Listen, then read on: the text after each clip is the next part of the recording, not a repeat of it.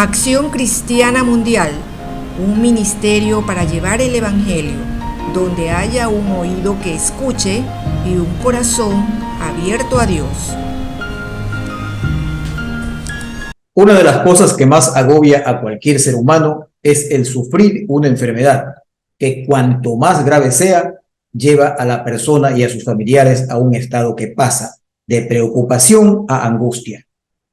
El Señor Jesucristo durante su paso por la tierra sanó a muchas personas, quienes padecían de distintos males, no solo aquellos considerados comúnmente como enfermedades, sino cosas humanamente imposibles de revertir, tales como parálisis total, ceguera, mudez, etc.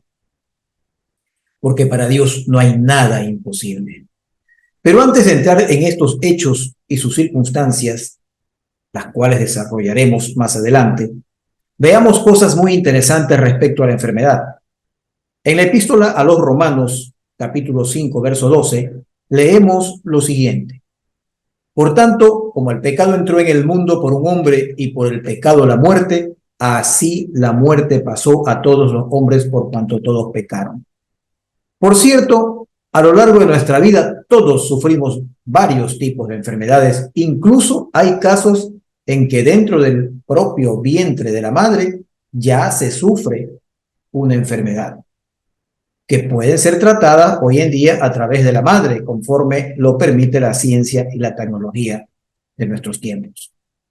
Sin perjuicio de esto, en el libro de Génesis encontramos que los personajes antiguos vivieron largos años, siendo Matusalén el que más vivió, y según la Biblia fueron 969 largos años. No sabemos qué tipos de enfermedades se producían en aquellas épocas, pero es lógico creer que no eran tantas como hoy, debido no solo a la mayor cantidad de años que vivían las personas, sino a un medio ambiente seguramente menos contaminado. Ya en los días de Isaac y Jacob las personas vivían menos, pero aún más que en nuestros tiempos. El primero, por ejemplo, vivió hasta los 180 años y el segundo, quien fue su hijo, vivió 147. Algo imposible, por cierto, en nuestros días. Sin embargo, hay relatos como el de Raquel, esposa de Jacob y madre de Benjamín, quien murió muy joven, dando a luz precisamente a Benjamín. No vamos a profundizar más en esto, pues solo he hecho referencia a ello para establecer que la salud de las personas en general debió ser mejor en esos tiempos que ahora, permitiéndoles vivir más años, ¿no? Hablar de la salud y de la enfermedad es algo que nos atañe a todos. Sin embargo, dentro del cristianismo hay cosas que debemos tener presentes para actuar de conformidad con aquello que Dios nos ha revelado en su palabra. Tenemos razones suficientes para creer que las enfermedades son parte de lo que Dios dispuso para el hombre como castigo después de haber desobedecido su mandato y ser expulsado del jardín del Edén. Pero hay un relato muy interesante en el libro llamado Números, en su capítulo 21, desde el versículo 5 hasta el 9, donde se relata que el pueblo de Israel, durante su peregrinar en el desierto antes de entrar a la tierra prometida, se desanimó y murmuraron contra Moisés y contra Dios, y en castigo Jehová envió entre el pueblo serpientes que mordían a la gente y murieron muchos. Entonces vinieron a Moisés diciendo, abro comillas, hemos pecado por haber hablado contra Jehová y contra ti. Ruega ahora a Jehová que quite de nosotros estas serpientes. Y Moisés oró por el pueblo y Jehová dijo a Moisés, haz una serpiente de bronce y ponla sobre un asta, y cualquiera que fuere mordido y mirare a ella vivirá. Y así hizo Moisés, y cuando alguna serpiente mordía a alguien, miraba a la serpiente de bronce y vivía. Notemos que Dios bien podría haber quitado a las serpientes simplemente, como había sido el pedido literal que le había hecho el pueblo, o podría haber decretado que quienes obedezcan su palabra no sean mordidos por ellas, pero no lo hizo así, dejando latente el peligro sobre todo el pueblo, con la opción, eso sí, de que quien sea mordido pero mirase con fe la serpiente de bronce sea sanado. En el Evangelio de Juan, en su capítulo 3, versos 14 y 15, se narra que el propio Señor Jesucristo se refirió a la serpiente de bronce levantada en el desierto por Moisés como un símbolo de él mismo, diciendo: y como Moisés levantó la serpiente en el desierto, así es necesario que el Hijo del Hombre sea levantado, para que todo aquel que en él cree no se pierda, mas tenga vida eterna. En este pasaje se hace una similitud entre dos hechos que tienen en común la fe, la misericordia de Dios y la salvación. Así pues, Dios en su infinita misericordia extiende su mano sanadora sobre quienes caminan conforme a su voluntad, como lo señala el libro de Éxodo 15:26, que dice: yo soy el Señor tu Dios, si escuchan mi voz y hacen lo que yo considero justo, y si cumplen mis leyes y mandamientos, no traeré sobre ustedes ninguna de las enfermedades que traje sobre los egipcios. Yo soy el Señor que les devuelve la salud. Y en concordancia con ello, el Salmo 146:8 proclama: el Señor da vista a los ciegos, el Señor sostiene a los agobiados, el Señor ama a los justos. Pero cuidado con creernos que si obedecemos la palabra de Dios simplemente jamás enfermaremos, o que si enfermamos es porque Dios nos está castigando debido a que hemos blasfemado contra Él o hemos cometido algo malo. La enfermedad y la muerte son parte de la vida de todos. El libro de Eclesiastés lo pone muy en claro cuando habla de que hay tiempo para todo, y entre ese todo está también el tiempo para enfermar y tiempo para sanar, tiempo para vivir y tiempo para morir. Sin perjuicio de lo dicho, también hay casos en los que Dios interviene directamente en la sanación de una persona, como lo ocurrido a un rey de Israel llamado Ezequías, que aparece narrado en el libro Segunda de Reyes y también en el libro de Isaías. Leamos lo que dice Segunda de Reyes capítulo 20, versos del 1 al 6 primeramente. En esos días, el rey Ezequías se enfermó gravemente y estaba por morir. El profeta Isaías fue a visitarlo y le dijo: Dios dice que vas a morir, así que arregla todos tus asuntos familiares más importantes. Entonces Ezequías volvió su cara hacia la pared y oró a Dios de esta manera: Dios mío, no te olvides de que yo siempre he sido sincero contigo y te he agradado en todo. Luego Ezequías lloró con mucha tristeza. Isaías lo dejó, pero antes de salir al patio central del palacio, Dios le dijo: vuelve y dile al rey que yo, el Dios de su antepasado David, escuché su oración y vi sus lágrimas. Dile que voy a sanarlo y que le daré 15 años más de vida. Dentro de 3 días ya podrá venir a mi templo para adorarme. Además, por amor a mí mismo y a David, quien me fue fiel en todo, salvaré a Ezequías y a Jerusalén del poder del rey de Asiria. En Isaías 38:21, luego de narrar lo sucedido de manera similar, indica que Ezequías tenía una llaga, la cual fue curada utilizando una masa de higos. Cuando Jesús estuvo sobre la tierra, sanó a muchas personas, sin masas de higos o cosa alguna, por cierto, lo cual al principio de este mensaje ofrecía abordar. Y ahora mismo lo haremos sin necesidad de enumerar una a una las milagrosas sanaciones que el Señor hizo, sino más bien centrándonos en aspectos más profundos como las circunstancias y las motivaciones. Veamos en primer lugar lo sucedido durante una de las caminatas del Señor, cuando una mujer que sufría de una hemorragia desde hacía más de una década, llena de fe, se le acercó por detrás, convencida de que si solo lograba tocar su manto, ella sanaría. El evento se recoge en el Evangelio de San Lucas capítulo 8, desde el versículo 43 al 48. Allí se indica que esta pobre mujer había gastado en médicos todo cuanto tenía sin obtener resultados. Y esto, dicho sea de paso, sucede también hoy en día, con toda la tecnología que existe. Pero lo relevante es que Jesús sintió que alguien lo había tocado con fe. Y por eso cuando Pedro le dijo: Maestro, la multitud te aprieta y oprime y dices: ¿quién es el que me ha tocado? Jesús le respondió: alguien me ha tocado, porque yo he conocido que ha salido poder de mí. Interesante, ¿verdad? Debería quedarnos claro que aquí no se trata simplemente de que el Señor conozca los pensamientos de la mujer, sino de que era la fe de la mujer en combinación con el poder que el Padre había puesto en Jesús, lo que permitió el milagro de sanidad. Pero veamos los dos versículos siguientes. Cuando la mujer que ha sido descubierta se postra ante él y confiesa lo que ha hecho y su propósito, ante lo cual el Señor manifiesta: hija, tu fe te ha salvado, ve en paz.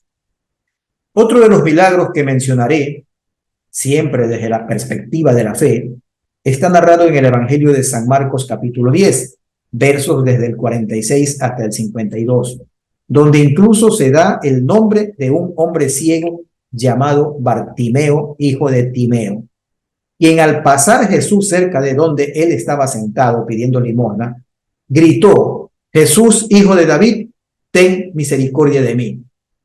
Y el relato a partir del verso 49 dice literalmente así: entonces Jesús, deteniéndose, mandó llamarle, y llamaron al ciego diciéndole: ten confianza, levántate, te llama. Él entonces, arrojando su capa, se levantó y vino a Jesús. Respondiendo Jesús le dijo: ¿qué quieres que te haga? Y el ciego le dijo: maestro, que recobre la vista. Y Jesús le dijo: vete, tu fe te ha salvado.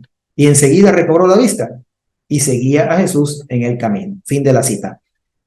Ahora veamos uno más de los tantos milagros hechos por Jesús a quienes padecían de una enfermedad o de un problema físico.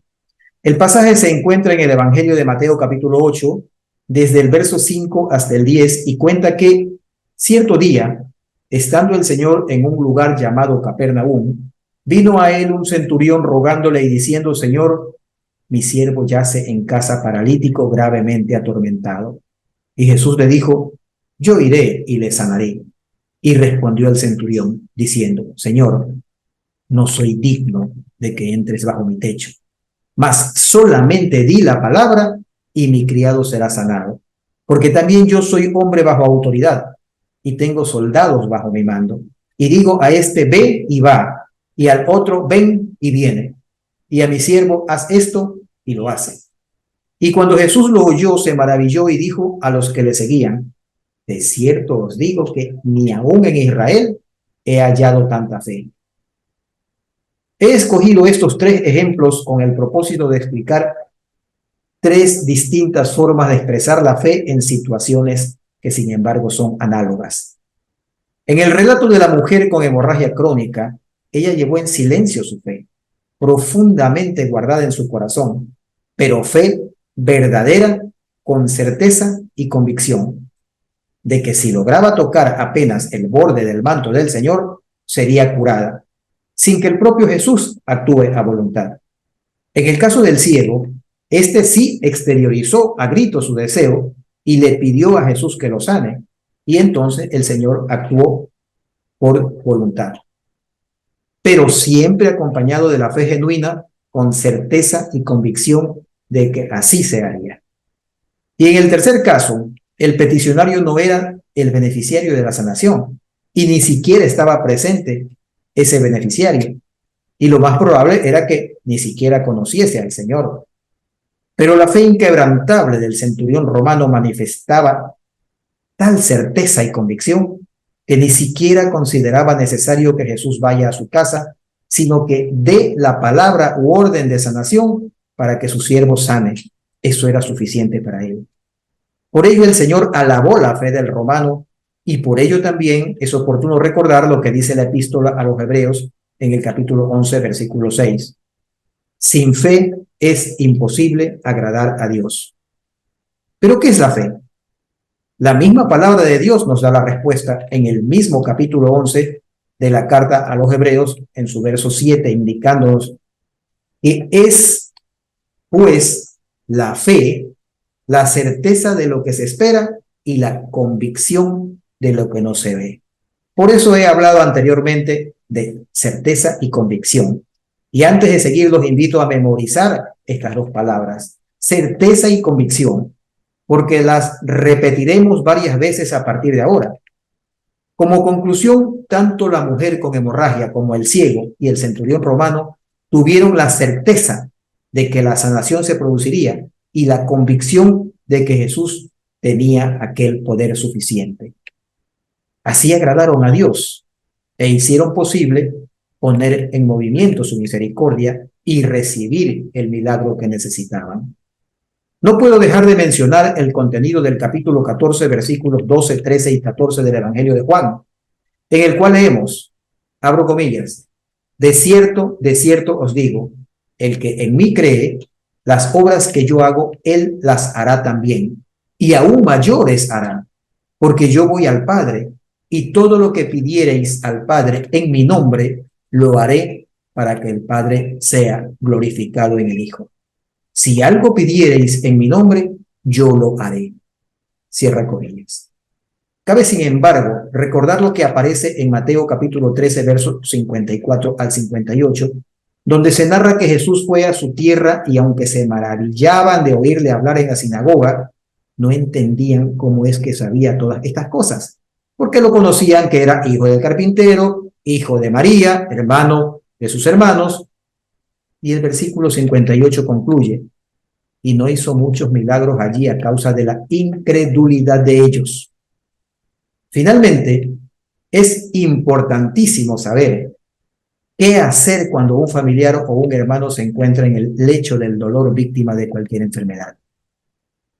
Y el apóstol Santiago nos ofrece un corto manual que la mayoría de las veces no es apreciado debidamente por los propios cristianos. El capítulo 5, verso 14 de la epístola de Santiago dice, ¿está alguno enfermo entre vosotros? Llame a los ancianos de la iglesia y oren por él, ungiéndolo con aceite en el nombre del Señor. Y esto lo encontramos como práctica en el Evangelio de Marcos, capítulo 6, versos 12 y 13, cuando por orden del Señor los 12 apóstoles fueron de dos en dos predicando que los hombres se arrepintiesen. Y dice la palabra que echaban fuera demonios y ungían con aceite a muchos enfermos y los sanaban. Pero debemos tener en cuenta una advertencia final. Hay que hacerlo con la certeza de que el Señor tiene el poder para hacerlo y la convicción de que el enfermo realmente sanará. No dudando, porque el que duda es semejante a la onda del mar que es arrastrada por el viento y echada de una parte a otra. No piense, pues, que quien tal haga recibirá cosa alguna del Señor. Así está escrito en el libro de Santiago mismo, capítulo 1, versos 7 y 8. Señor Jesucristo, fortalece nuestra fe día a día para que la duda no anide jamás en nuestro corazón y podamos hacer las cosas que Jesús hizo en su paso por la tierra y aún mayores como él mismo prometió hacer si lo pedimos en su nombre. Y que este mensaje traiga fe, traiga esperanza y ayuda práctica a quienes están enfermos o tienen a un familiar enfermo. Amén.